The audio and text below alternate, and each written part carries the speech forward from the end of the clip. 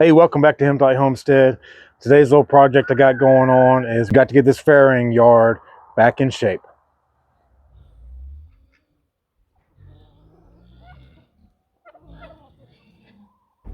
All right, we had a breeding pair in here, little Whoopie and Sooner. And you can see where they just tore this all to pieces. There's hardly a blade of grass left in it. It was super muddy in here. That's what we deal with this time of year. And the first thing I got to do is get this house out of here. I don't know what I'm going to do with it quite yet. Right now, I'm just going to get it out of my way and figure that out later. You can see here where they trekked all through here and just turned it all to mud. No grass. And we can't farrow in no grass. We need grass in here.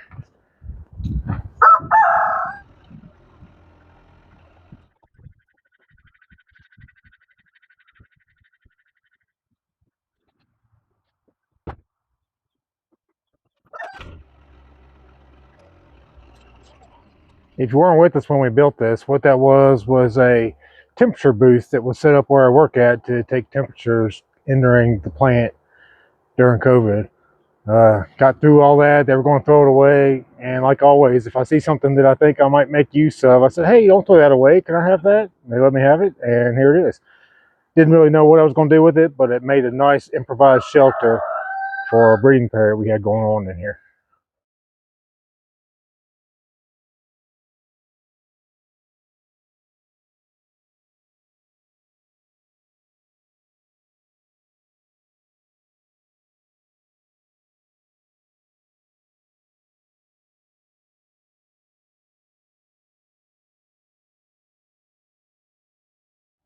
All right, hopefully you can see that green grass.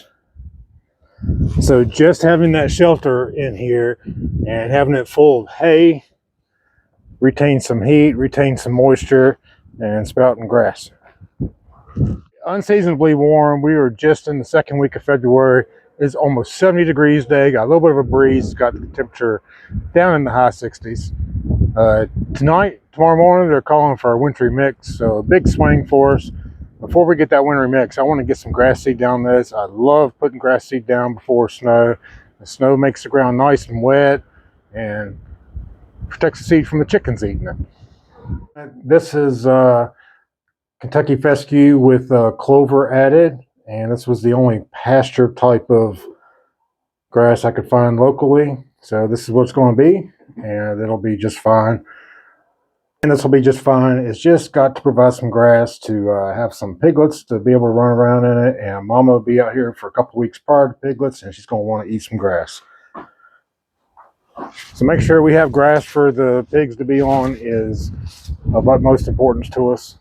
That's very high on the list. We want Kunekunes to always be on pasture, always be on grass, even when we have them isolated in small areas like this. I'm going to seed it really heavy up in this area where most of the traffic was, and this was the wettest up in this area. And that's where it got damaged and destroyed the most. And then I'm going to seed all the way down to the end, but not as much in those areas as I am. I'm going to try and focus most of it up here.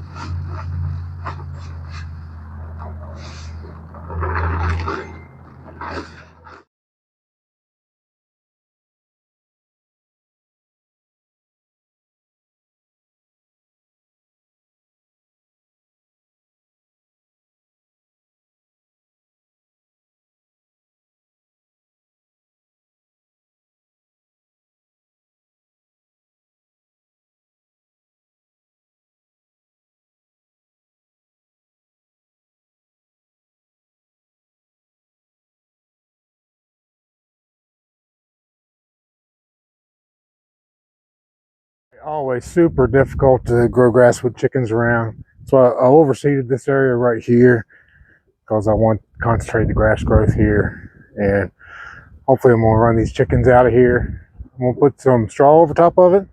And hopefully we'll get that little skiff of snow tonight and help protect it a little bit from chicken beaks. All right, there it is. Overseeded this area pretty heavy. I put down a straw mulch. First time I used a straw mulch, and I didn't quite have enough to do the whole thing, so I concentrated in the areas that were the most muddy and didn't have any grass at all. Right now it is a grass seed buffet going on for all these chickens. They're just scratching away my straw and picking the grass seeds out of it. So I'll keep a close eye on it, and hopefully we'll have some grass sprouting up. I might seed it again if these guys don't get out of it. Might have to do some chicken mitigation in here to keep these guys out. So that's farrowing yard number 1. This is where we've always farrowed out. Every single piglet we've had has been born in this little barn right here that we built about 4 years ago probably. And this season we're going to have 3 piglet litters all at the same time. And we are not set up to handle that, so let me go show you what we're going to do. This area behind me here has kind of been on the radar to build some type of structure on ever since we've been here. Now my drain field comes down to right around in there, so we can't set any post or anything on that end, but I can build back here in the back. And this is kind of where I was planning on putting my backyard butcher shop, but we're probably going to do something else for that. We're pretty settled on putting the new farrowing barn right here. And drain field up in here, so we got to stay away from that. I don't mind pigs being on top of it for pasture, but we can't dig in it and set any post. And I got a couple of pear trees over there near the garden we'll try and stay away from. What my plan is to start off with a 2-stall barn in this area right here, and with the capability of expanding it to 3-stall, and then we'll figure out how to separate some fence to keep the litters separate from each other out in this area. And I have a pretty good sizable pasture right up in here. Due in May, so there should be plenty of grass by that time. You know, kind of struggling with grass right now, but it is just the second week of February. We got a long ways to go. It's coming real soon. I've got a vacation from work, and of course we don't go on cruises and stuff like that. We got to stay here on the homestead and get projects done. I'm at least 2 years behind almost every project that I got going on.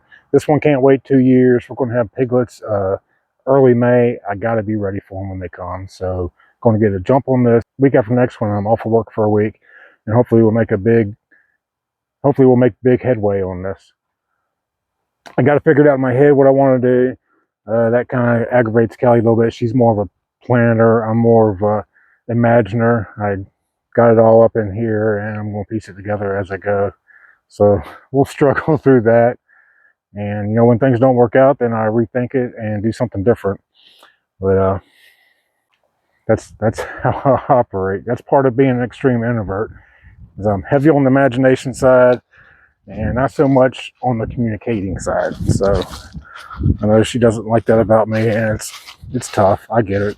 It'd be hard to put up with, but we'll get through it. I'm sure she'll help me out with this whole project. Here's what it'll look like from over here. So get a good look at that, and in a few weeks, hopefully we'll have a 2-stall with the capability of making it 3-stall farrowing barn right here coming real soon. Thanks a lot for watching. Make sure you're looking for HematiteHomestead on Facebook, Instagram, and TikTok. Hit that subscribe button, and we will see you next time.